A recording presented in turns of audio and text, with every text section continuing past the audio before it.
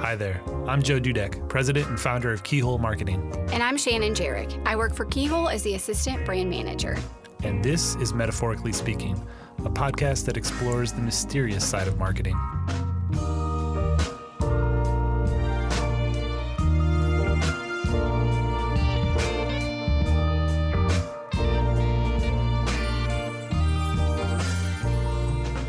Hello again. Welcome back to Metaphorically Speaking and our continuing conversation on how to craft your business story.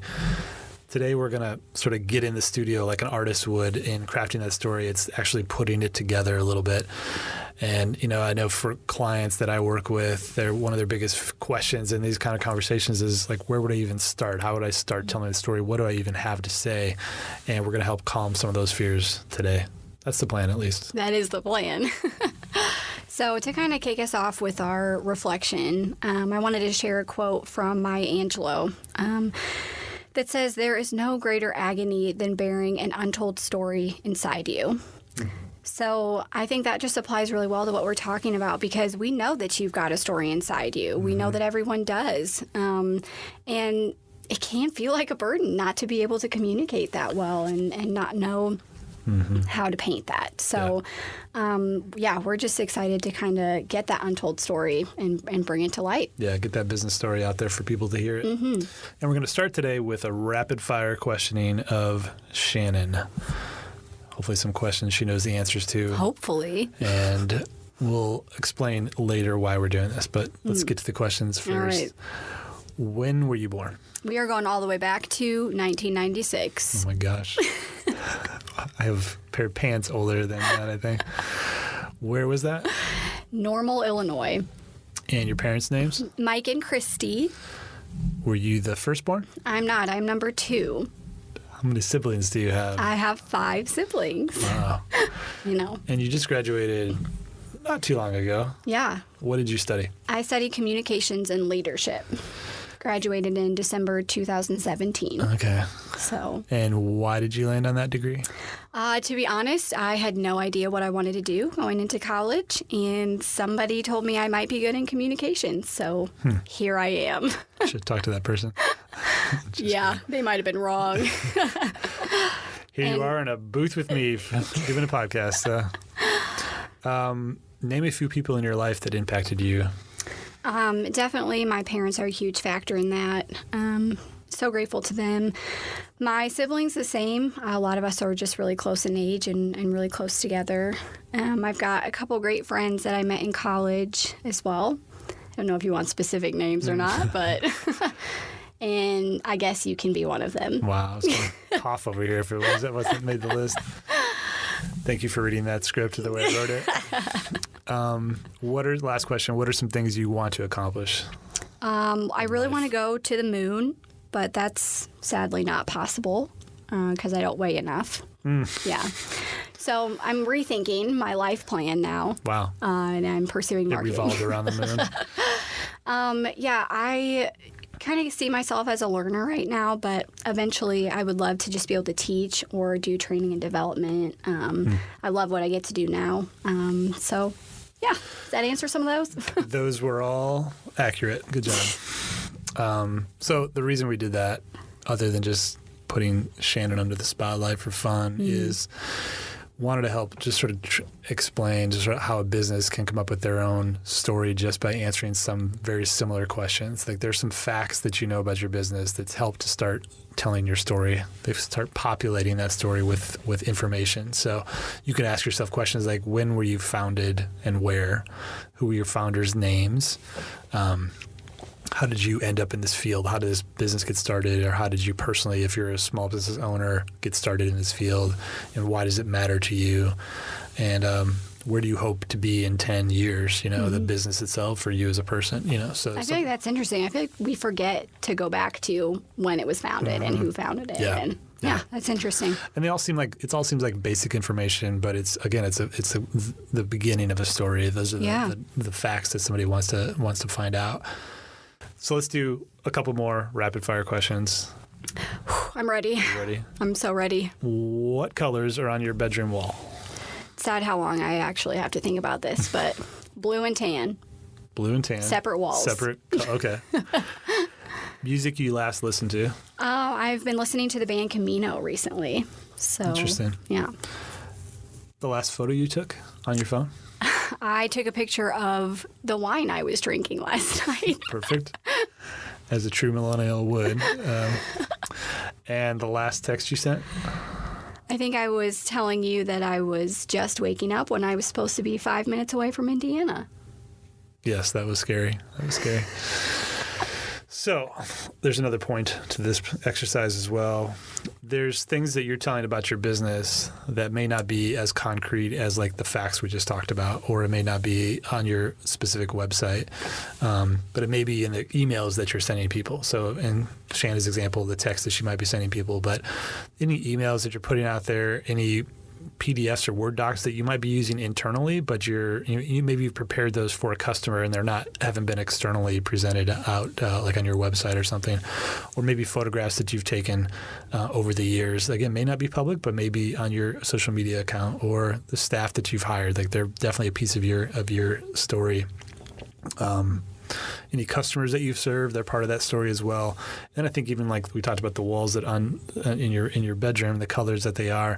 If you think about that's part of your story as well. If somebody comes into your space, if you have an office, like that says a message to somebody else, or the music that you have playing when they come in, or even smells that come in that enter their nasal passage, I guess, when they come in. So, I think about a business downtown Indianapolis, Just Pop In. I mean, they're a popcorn place that if they didn't have a popcorn smell going, that would be super sad. That would be a problem. Nobody would want that product. So that's definitely a part of their story. So now that we've got a better sense of where your story already lives, whether the story that you're telling intentionally or unintentionally through all these different ways, now we have to start thinking like, how are we going to get that story out? And there's a lot of different mediums. And you think about an artist, there's a lot of mediums that they work in. And the same way for you as a business owner, when you got to have that story, now that it lives somewhere else, how do you craft that? And then where do you, in what form are you putting that in? So within content marketing, we have a few different buckets that we think about. We think about written form, we think about audio form, we think about visual form. So, and we really do a lot of these for our clients. Not all of them. Some things we bring in different vendors or specialists, but we definitely is kind of why we exist in creating these things. So starting with the written pieces, one of our bread and butter things is blogs that we write for our clients. And if you're not familiar with what a blog is, it's really just a web page on your site that provides some valuable content to a prospect or customers. And ours tend to be 500 words or more. And we write those all the time for our clients. Thinking more about a website, there's other forms of content, written content you can put on there that tell your story. So the about pages are super valuable for this. The staff page, your bios and those types of things, your contact us page, any landing pages that you might have. Landing pages being, again, maybe a resource that somebody would want to download that you would bring them to. And a newer thing that we started doing are content pillars, which are really just sort of longer, more in-depth types of blogs. And it's a new technique basically that helps generate some search engine optimization.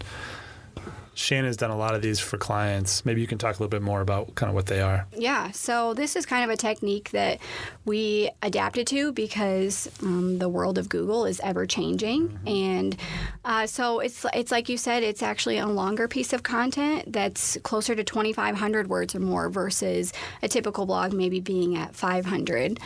But essentially what it is it's just a big bucket. It's a big theme that you've identified. So within your company, what are some major things that you do or are an expert in or can speak to very well? What do people have questions about those specific topics? So for our clients, I identified after, just looking through all their content, what some of these major themes were.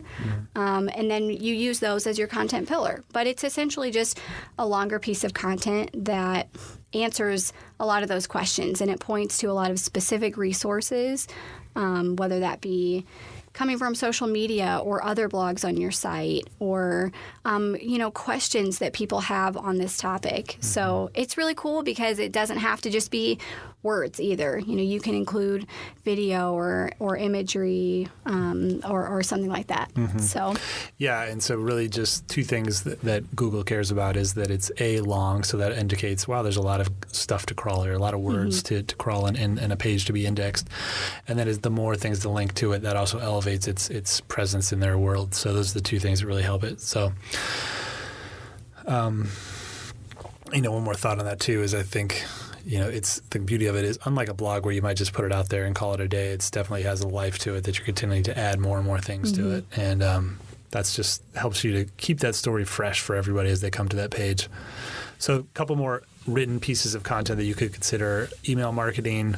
So we're thinking newsletters, maybe quarterly or monthly newsletters, any promotional things that you want to put out there for people to see, or like an introductory or welcome email that you might want to send to some people. Those are some examples of email marketing. Customer case study is just a way to tell how you've helped a customer along the way with your product or your services. There's also longer form content, like things like ebooks and white papers. These tend to live on landing pages where somebody would have to go there and they want to get to these white papers or ebooks, but to do so they have to give up an email or a phone number or a name to get that. And it's just a way to attract more visitors to your website. Press releases. So these can kind of a little bit of trauma from the past. I used to work in PR. We don't say press release. I used to work in PR for years, so I did get a little bit worn out by that industry. But there's still a good value of putting your story in that realm and giving it to journalists who can distribute it to their crowd. Yeah. And those tend to be more like latest news about your business or upcoming events or new products that you might want to release. And then finally, social media is another written form of content. So Facebook, Instagram, Twitter, LinkedIn. These are easy ways for you to deliver the content. So a lot of stuff that we just talked about above, the written pieces, this is a great outlet for now to share that with the world.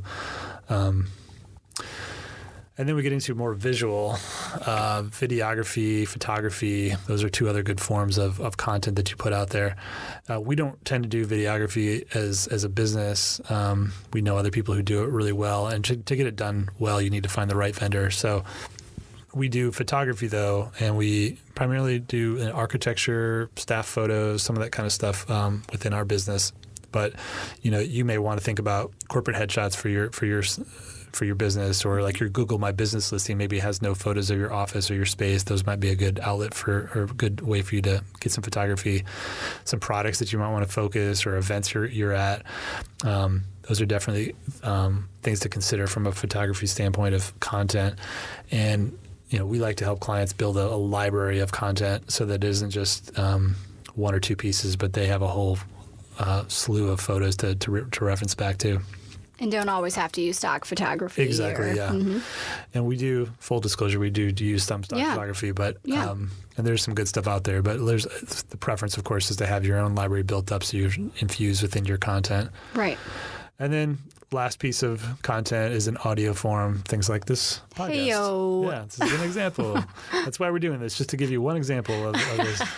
No, so this is another way to help your audiences. If your audience, plays there in this space, I mean, maybe they don't care, but they would never listen to your product or service on a podcast. You have to know your audience well enough to know, is this a good outlet for them? So, and that's really true with all those pieces we just listed. If they're not readers, if they don't like looking at photos, then you have to just rethink what's the best route. But yeah, exactly. Yeah. I mean, make sure that you're picking the content that's right for you. Just keep that in mind. So you don't have to get caught up in the lookalike game. Oh, this business is doing that. Right. And even if it's a business that's similar to you, that doesn't mean that you have to do everything that they're doing. So we just wanted to kind of throw, a wide range of examples out there. There are more than even what we've talked about, but it could be a good just kind of first step to think about, oh, that avenue looks interesting to me and I feel like it's relevant for my business. Yeah. So, and we keep referencing this, but continue to filter those decisions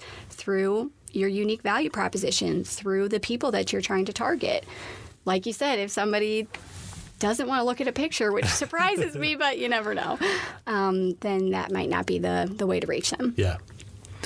So again, a lot of content in this episode. We understand that, and really just sort of scratch the surface on some of this stuff. But a few key takeaways you might want to just reference or just take away from today is you start looking for your story in some of the obvious spots. That again, the facts about your business, the day you were founded, the founders, their story behind why they did it.